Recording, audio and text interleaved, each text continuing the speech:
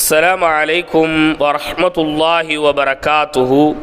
மென்மைக்குரிய அல்லாஹ்வின் நல்லடியார்களே, நோய்வாய்ப்பட்ட மனிதர்களை நீங்கள் சந்திக்க சென்றால் அவர்களிடத்திலே அன்பான வார்த்தைகளையும் ஆதரவான வார்த்தைகளையும் தைரியமான வார்த்தைகளையும் நீங்கள் சொல்லுங்கள். இன்னும் அவருடைய நோயிலிருந்து குணமடைந்து அவர் வரவேண்டும் என்று அவருக்காக நீங்கள் துஆ செய்யவும் செய்யுங்கள். அத்தோடு சேர்த்து இந்த ஒரு வார்த்தையை நீங்கள் அவரிடத்திலே குறிப்பிட்டு சொல்லி காமியுங்கள். பெருமானார் ஸல்லல்லாஹு அலைஹி வஸல்லம் அவர்கள் நோய்வாய்ப்பட்ட சஹாபாக்களை சந்திக்க சென்றால் இந்த ஒரு வார்த்தையை சொல்வார்கள். புகாரியில் பதிவு செய்யப்படுகிறது. லா பஅஸ தஹூரன் இன்ஷா அல்லாஹ். லா பஅஸ தஹூரன் இன்ஷா அல்லாஹ். கவலைப்பட வேண்டாம், அல்லாஹ் நாடினால் உங்களுக்கு குணமளிப்பான் என்கின்ற இந்த வார்த்தையை நீங்கள் அவருக்கு சொல்லுங்கள்.